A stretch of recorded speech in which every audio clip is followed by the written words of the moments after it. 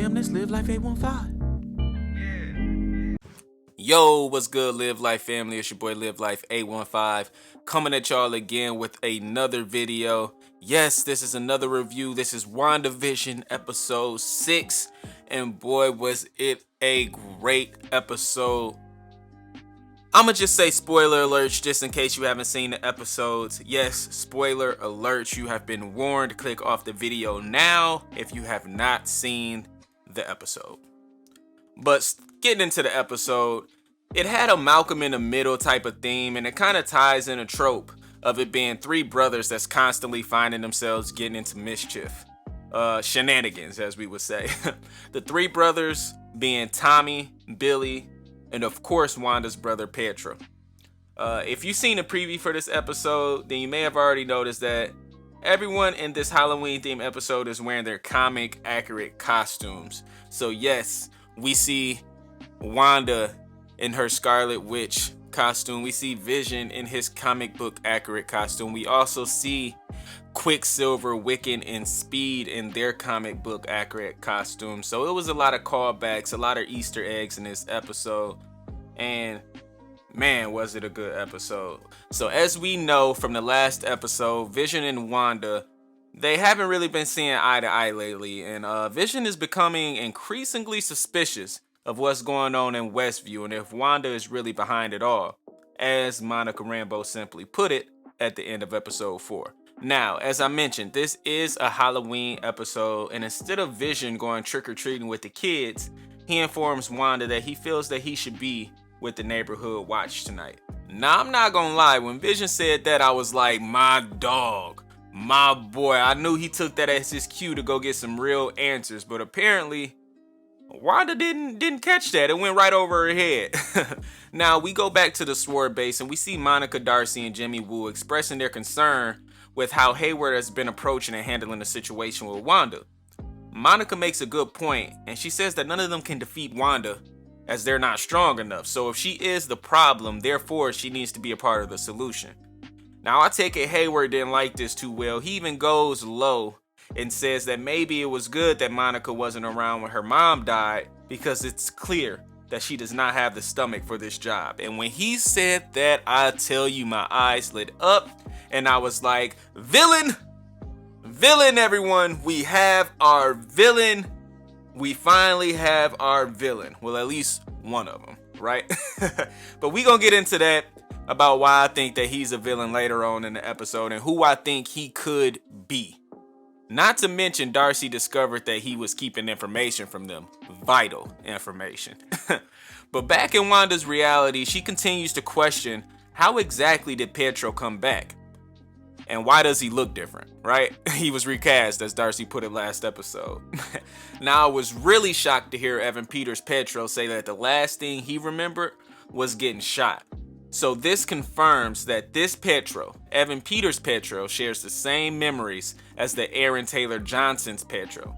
Now, I do believe when it's all said and done, and when this Pietro exits Wanda's warped reality, his X-Men universe memories will all come rushing back to him, and he will share both memories. You have to remember, in episode 5, it was an 80 themes episode. Now, hear me out. X-Men Days of Future Past was set in the 80s. Could this be a connection? Am I reaching? Comment below. Let me know if y'all think I'm on to something. I think I got it. I think I do. But we all speculating. We all have theories at this point. Am I right?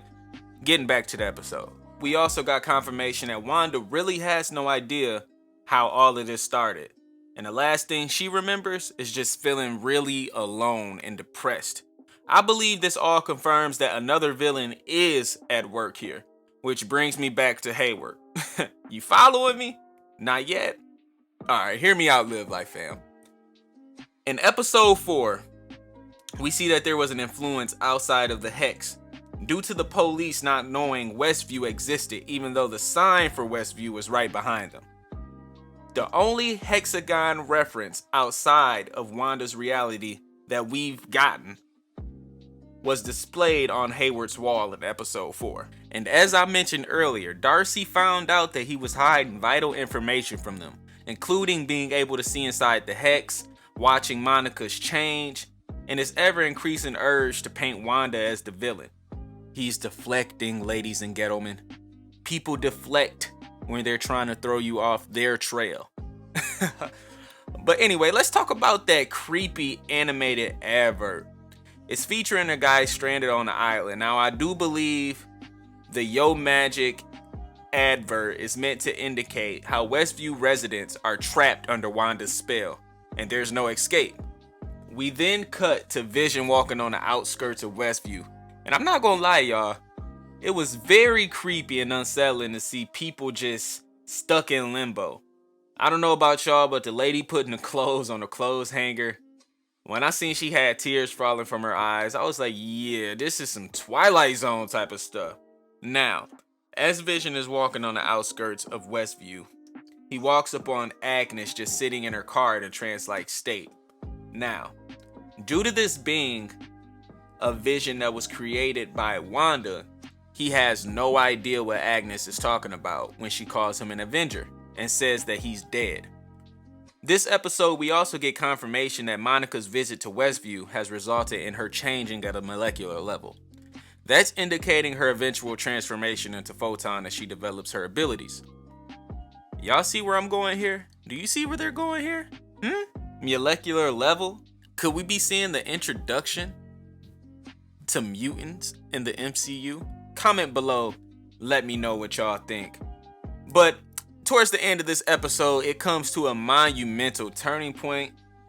Vision steps out of the Hex and begins to disintegrate. Now, Billy unlocks his abilities as Wiccan, and he telepathically senses something is wrong. He tells Wanda that he sees a lot of soldiers. Now, this is enough to make Wanda extend the Hex's boundaries, and it engulfs the military base and a lot of its agents, including Darcy, Monica, Jimmy Woo. They all were entrapped in the fiery red Hex of Wanda. She pretty much trapped everybody except Hayward. That is right. Hayward got away. Villain, everybody. So I'm not sure if Agnes really is a part of the horror that's taken over Westview. That's just me judging by her reaction when Vision unlocked her consciousness. She was at the border of Westview in her car just staring into space, as if she knew that there was something on the other side of that Hex, like she wanted to go, but Wanda's influence just wouldn't let her leave. Maybe the reason why Agnes is able to get that far is because, as we know, if you are familiar with the comics, that Agnes is indeed Agatha Harkness. Maybe she was able to fight Wanda's influence because she is a witch, as she was dressed up in this episode. But in the end, she's just not strong enough to fight that influence. So that's why she didn't go anywhere. Now, closing off this video, I'm gonna tell you guys who I believe Hayward is, and it is a spoiler warning just in case I get it right.